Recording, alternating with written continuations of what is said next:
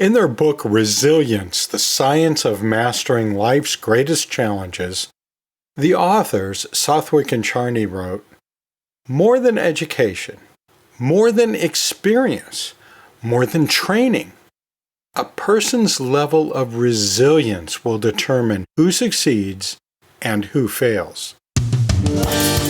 Welcome to the A&P Professor, a few minutes to focus on teaching human anatomy and physiology with a veteran educator and teaching mentor, your host, Kevin Patton. In this episode, I talk about returning to campus teaching, building resilience, and I have a new book club pick.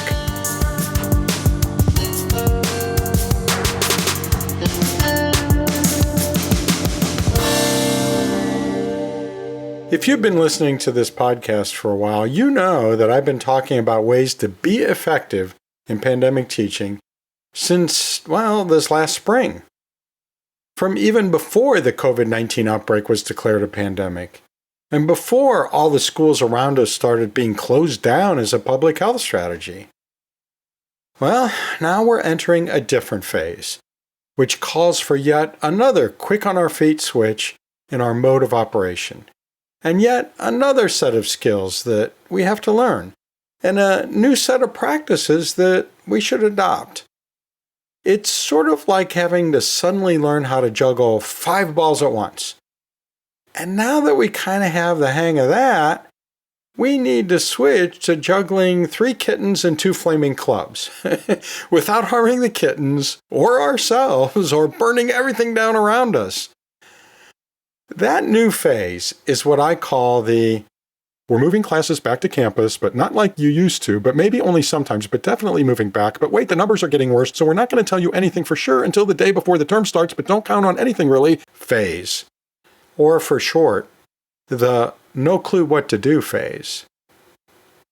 What the fall is going to look like as far as our teaching goes has been on your mind, I know, and even on mine, and I'm not even scheduled for a class on campus for this academic year.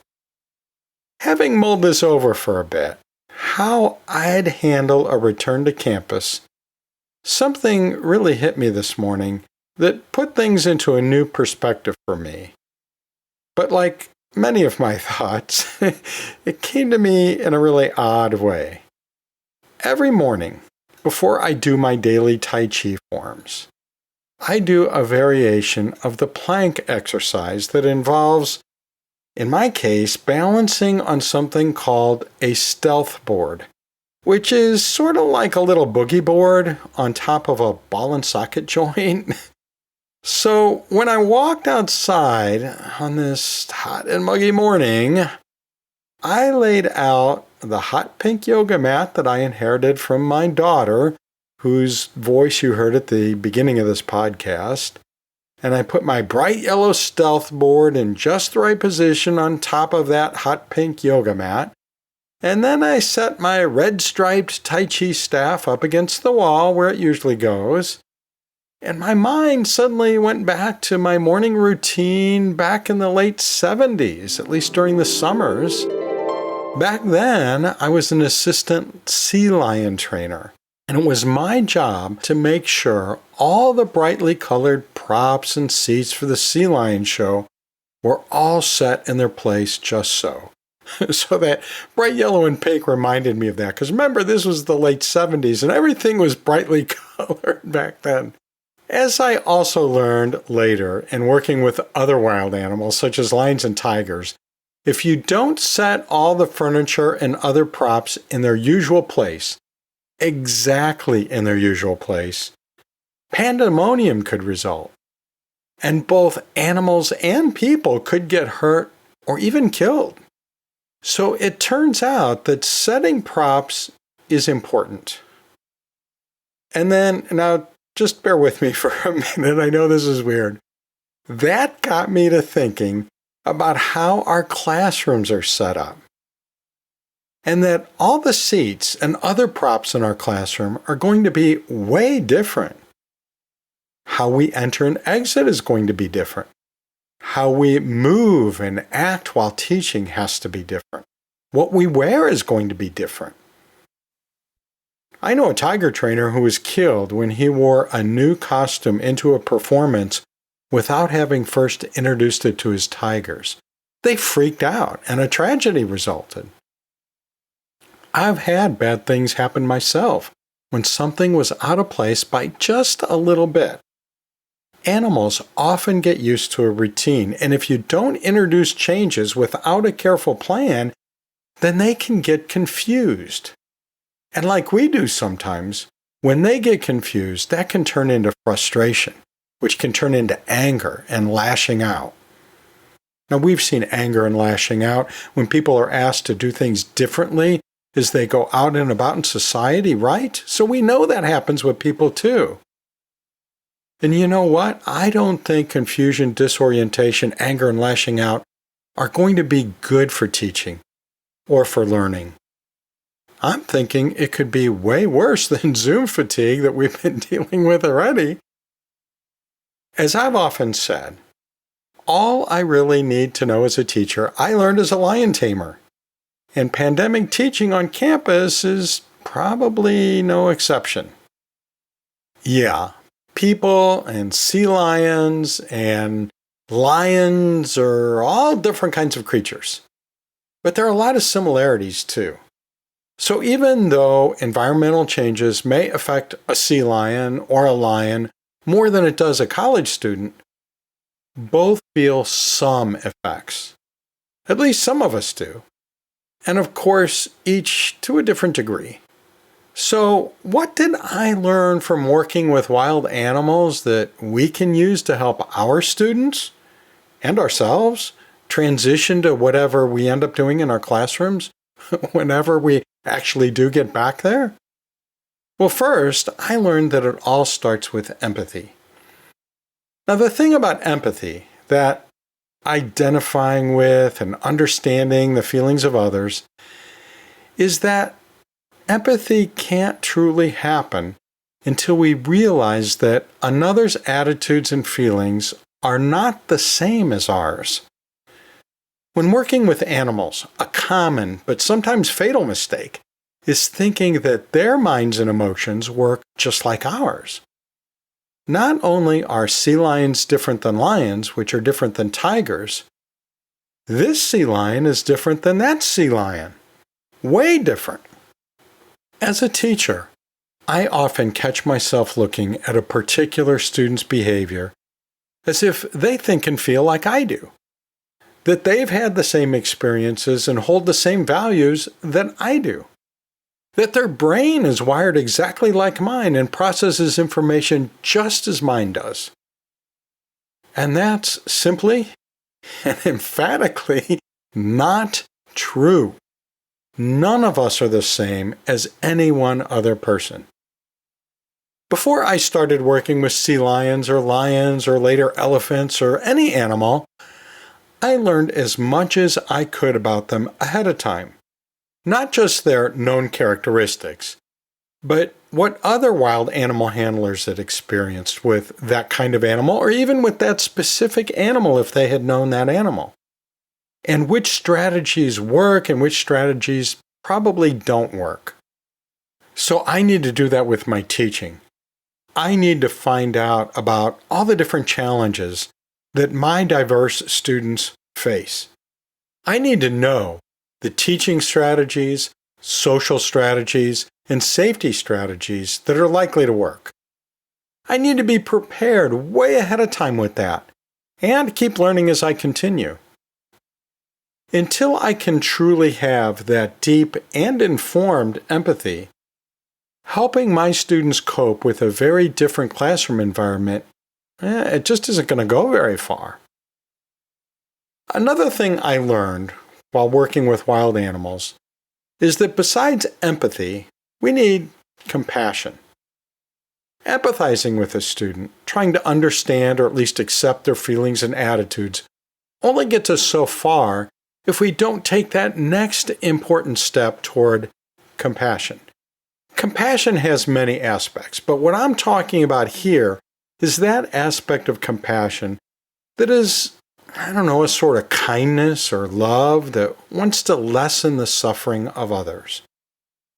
I think pandemic teaching in general, but pandemic teaching on campus in particular, is going to really test the limits of my compassion for students.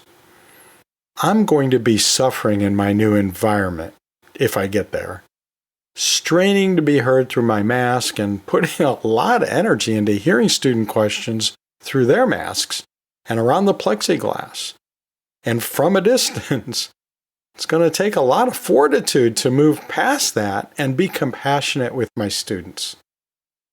A lot of people think that the role of an animal trainer is to assert dominance over animals, to make them behave in certain ways. That's not what effective animal trainers do, really. What they do in real life is use empathy and compassion to connect with their animals. And that bond leads to changes in behavior in both the trainer and the animals. The same thing is true of teaching, I think. Some folks think it's a matter of asserting dominance and laying out expected behaviors and trying to make it all happen smoothly. But that's not likely to happen, because that approach just isn't effective. What's effective is building a culture of empathy and compassion and trust. Perhaps if we try to think about that every minute of every class period, we'll do okay. Maybe thinking about that is better than thinking about how uncomfortable our mask is. It'll get our mind off of the discomfort. It'll get our mind off the unpleasantness, and it'll keep bringing us back if we consciously do that, if we think about trying to be empathetic and compassionate and engendering trust. Yet another thing that I learned as a lion tamer is that you really don't want to go into an enclosure with a lion you don't know. Because that means they don't know you either. And they don't know whether you're here to help them or to harm them, whether you want to play or you want to fight. So a lot of time is spent over the days and weeks before you go in with a new animal, using that empathy and trust to let the animal know that you want to help, that you want to play, not fight.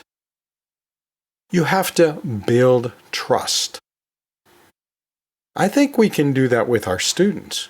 We can do that by reaching out to them by email or some other way before the class starts, to let them know that you see yourself as a helper, to let them know that no matter what, you're on their side, to help them using your experience and judgment, and being honest in a way that builds trust.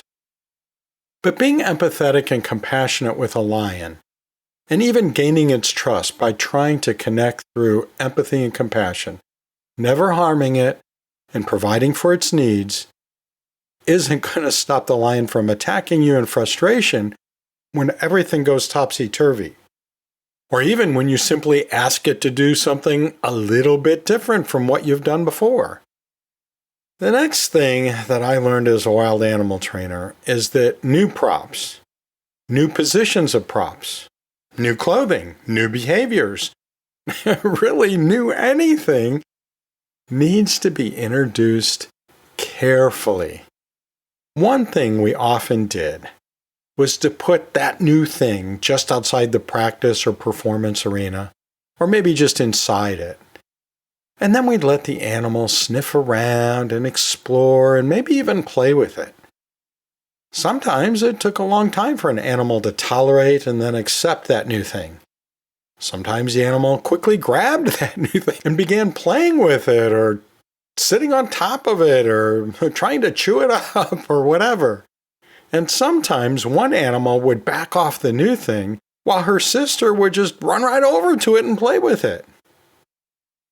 But the thing is, we were careful with the introduction, taking our cues from the animals. But we don't have that luxury of planning out the introduction to a new campus environment. First of all, we're not the lion tamers in that situation, not that part of the situation. In that case, we're the lions. Our lion den has been all rearranged for us. So the first step for us is to slowly introduce ourselves to our new classroom environment. Not just waltz in the first day of class to discover things for the first time. If I'm in that situation, I think what I'll do is spend as much time as I can in my classroom walking through every step I plan to take during a live class session. Any step. I'm going to have to think it through. Maybe I'm going to play with the sanitizer dispenser so I get used to it, so I'm comfortable with it, so it's not some new thing that I struggle with or I'm awkward with. Of course, I'm not going to chew on it like a lion would, but I am going to play around with it a little bit. I'm going to try my hand at sanitizing the surfaces I'd be expected to sanitize. Figure out how long that's going to take. I'd bring all my folders and clicker receiver and other gear with me into that new classroom or newly arranged classroom. I'd figure out how to use the media equipment and the whiteboard and the markers in this new condition. I'd see how far I can walk around when I lecture and when I discuss and when I ask questions. For me, I often have to go all the way to a student to hear the question when they're asking or the explanation that they're offering. I'd have to work out how that's going to work in this new environment. And after I'm done doing that, I'd come back to that classroom and I'd do it again. Because I'll not have played out all the possible scenarios, I'll have thought of some more. And here's another thing I learned as an animal trainer. And you may have heard this from me before. Practice, practice, practice. It's going to be a mess and quite possibly get someone very sick if we just walk in our newly upturned classroom without a lot of practice, practice, practice. Another thing I learned in lion taming is that it pays to plan for any possible scenario and also plan for impossible scenarios. Because when unexpected things happen, that's not the best time to work out a good solution. Every lion tamer I know has action plans in place for the whole crew for different kinds of things that can happen. And when something unplanned happens, and I've experienced that more than once, one of those plans usually ends up being a good preparation for those weird events too. So as we practice with our new classrooms, playing out some what-if scenarios may not be a bad idea. What if there's an earthquake? What if the tornado siren sounds? What are you going to do? What if a student throws up in class? Or has a panic attack? That might happen. That one might be the very first thing on my what-if list. Okay, so now it's time for the students, to come into our classroom. People often ask if I was scared being up close with lions, tigers, leopards, and other animals. And the short answer is, well, yeah, sometimes, but mostly not. And that's because I never got up close until I was prepared, well-practiced, and already had a relationship with any animal that I approached. Apprehension about the worst-case scenarios, or even just kind of bad scenarios, creates a fear of uncertainty that is not good for lion taming. It's not good for teaching. And our students who pick up that fear of uncertainty from us are going to find it doesn't work for healthcare professionals either. So here come the lions, that is our students, into our arena of learning. Now here's where we just hang out. Let them practice with the sanitizer dispenser. Let them check out the new seating arrangement. Let them ask questions. Let them talk about how they feel in their new classroom. Tell them how you feel. Talk things through. Don't jump right into learning the content. Just hang out for a while. Maybe a longer while than you usually do at the beginning of a new semester or a new part of a semester. The reason it's important to just hang loose for a while is to let everyone get used to the new situation, to let the anxiety subside a bit, to increase the comfort level, to get used to the new furniture arrangement and the new props and the new behaviors. Because if we don't, we're going to experience greater stress than we need to. And our students may experience their anxiety too. And maybe things could escalate into panic or anger, or maybe things will just turn into shutting down the whole learning process. I'm thinking the best strategy is the lion taming strategy. That is, starting with empathy, compassion, and trust building. And then a slow introduction to the new classroom environment and behaviors. And a lot of practice before we start the actual learning of our course concepts. And then remember to keep that empathy, compassion, and trust building front and center at every moment, ready to stop everything and at a moment's notice to support that student who needs it, or to gather our own self-support. In every class I teach, online or on campus, I'll do what I did during my animal training days. I'll remind myself to savor the great adventure I'm experiencing. Even though there are elements of danger, moments of frustration, and a lot of hard work and personal discomfort, the end result is that I'm doing good for my students. In teaching A&P, I'm helping future health professionals who will eventually go to the front lines of healthcare to help even more people than I can imagine. A searchable transcript and a captioned audiogram of this episode are funded by AAA, the American Association for Anatomy, who has a big curated list of anatomy education resources at anatomy.org. Just go to the Resources tab and you'll find it. You don't have to be a member to access this directory. But, while you're there, you might realize that being part of AAA is what you want and what you need to support your professional role. And if you're already a HAPS member, you can get a deep discount on AAA membership. So check it all out at anatomy.org. I'm not as resilient as I'd like to be. But then, I'm probably a little bit more resilient than I give myself credit for. But because I'd like to be more resilient during these times of great change, I've been keeping my eye out for things I can do to become more resilient, or bolster what resilience I've already managed to build. And I'd like to learn as much as I can about whether and how I can help my students build their own resilience. A few weeks ago, I ran across an article in the New York Times by Eileen Zimmerman that I found to be really helpful.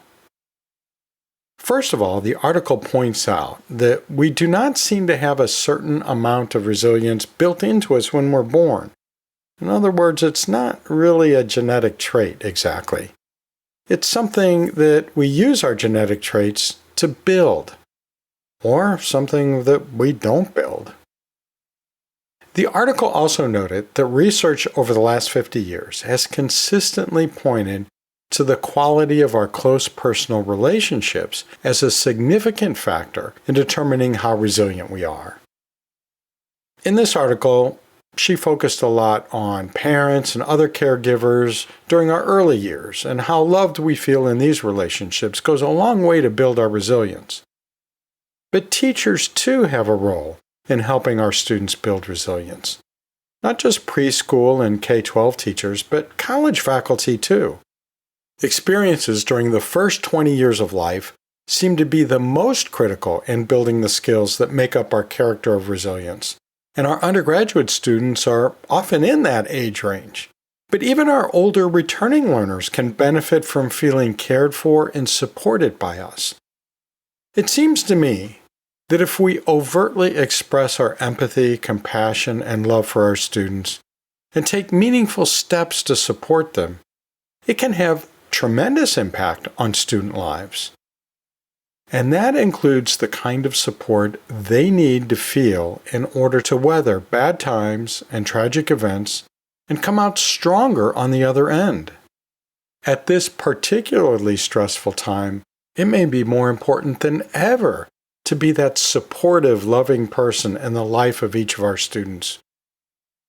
What's helped me with that is that in every interaction I have with students, I ask myself, am I responding in love? And I also ask myself, am I being the kind of teacher I want to be? There's a lot in the article about ways to build resilience in ourselves, too. It's linked in the show notes and episode page. I'll let you read it and think about it and see what you can take from it. But I don't want to leave you just hanging there either. So here are a few things that the article lists as being common characteristics of highly resilient individuals. Things that I can focus on in my own life to help build resilience. And things I can perhaps model for students, perhaps consciously try to model for students, or encourage in students to help them build their own resilience. So the first one is, have a realistic and positive attitude. This is the persona I try to adopt as a teacher already. I've brought up the idea of our teaching persona many times in previous episodes.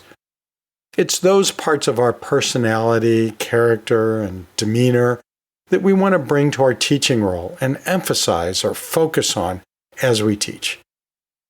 So maybe if I keep focusing on being realistic and positive, it'll help me and my students.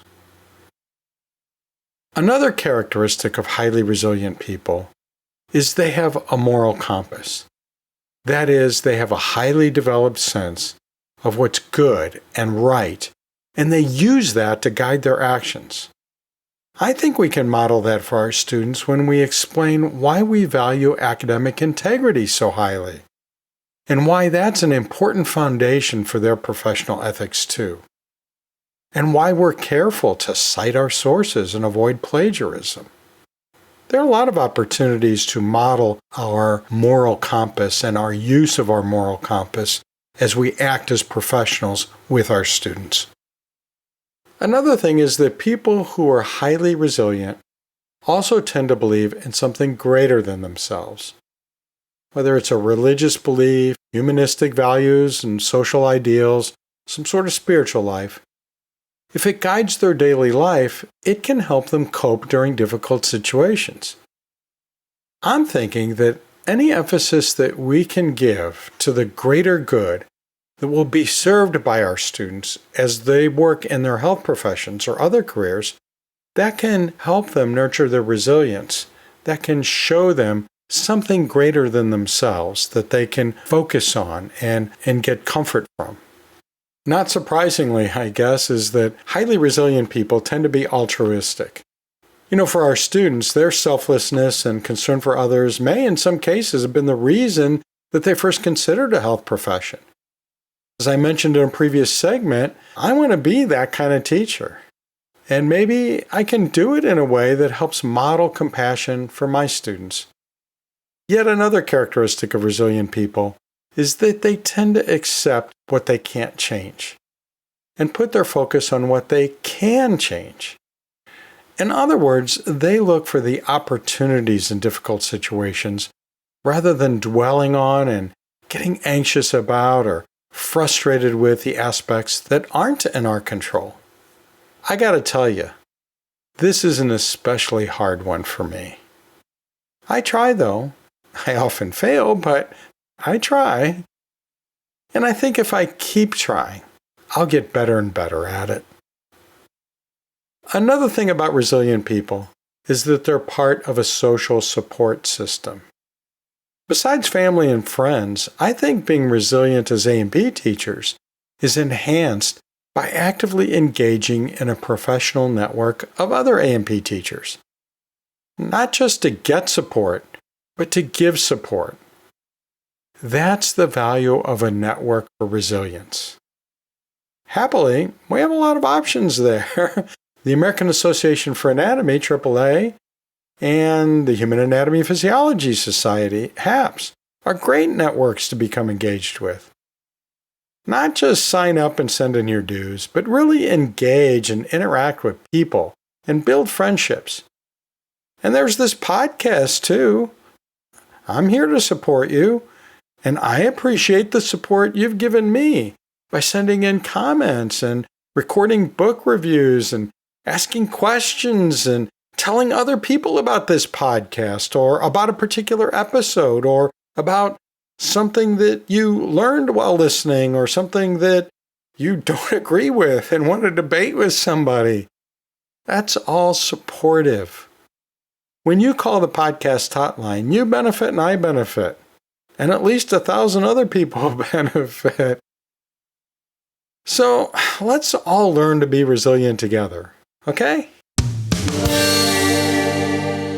The free distribution of this podcast is sponsored by the Master of Science in Human Anatomy and Physiology Instruction, the HAPI degree. As a faculty member in this program for many years, I've realized that our students end up with a continuing relationship with a close group of peers. For example, a few weeks ago, I was invited to a Zoom meeting with some alums from a cohort that graduated years ago, but they still stay in touch and they still support one another. We need all the support networks we can get these days, right? Check out this online graduate program at nycc.edu/HAPI. That's HAPI.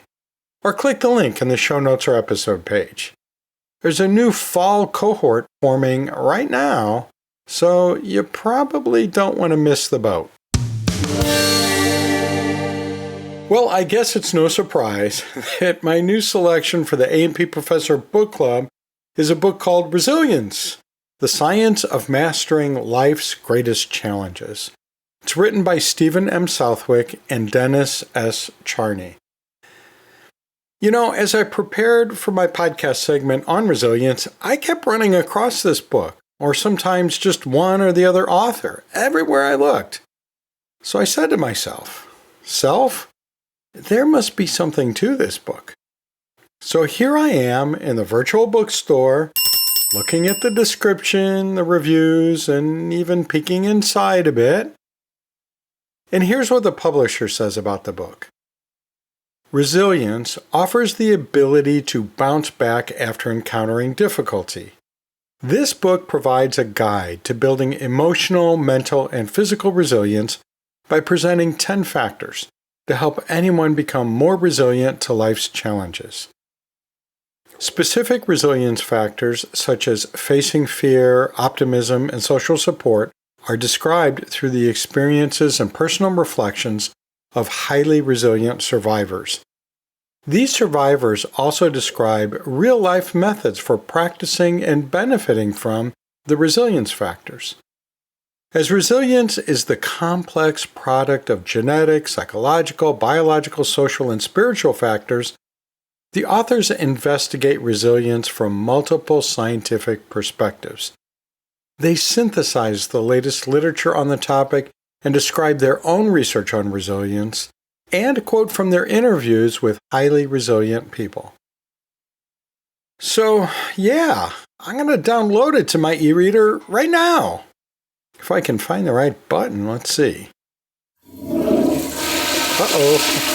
I think that's not the right button to download the ebook. Well, that's okay. I'm resilient. I can handle this. I can handle this. Serenity now. Marketing support for this podcast is provided by HAPS, the Human Anatomy and Physiology Society, promoting excellence in the teaching of human anatomy and physiology for over 30 years. There's a whole series of virtual HAPS town hall meetings going on. Besides there being a lot to learn, it's a great way to enjoy the resilience-building benefits of having a network of support aligned with your teaching, your discipline, and your optimistic but realistic attitude in the face of calamity. To find out more, go visit HAPS at theapprofessor.org/HAPS. That's HAPS. You can find links to everything mentioned in this podcast in the show notes in your podcast app, or at the episode page at theapprofessor.org/74. Hey, let's keep our mutual support network going by calling into the podcast hotline with your questions, your comments, your tips, and ideas at 1-833-LION-DEN. That's 1-833-546-6336. Or send a recording or a written message to podcast@theapprofessor.org. I'll see you down the road. The A&P Professor is hosted by Dr. Kevin Patton, an award-winning professor and textbook author in human anatomy and physiology. This episode should be tumble-dried on low heat.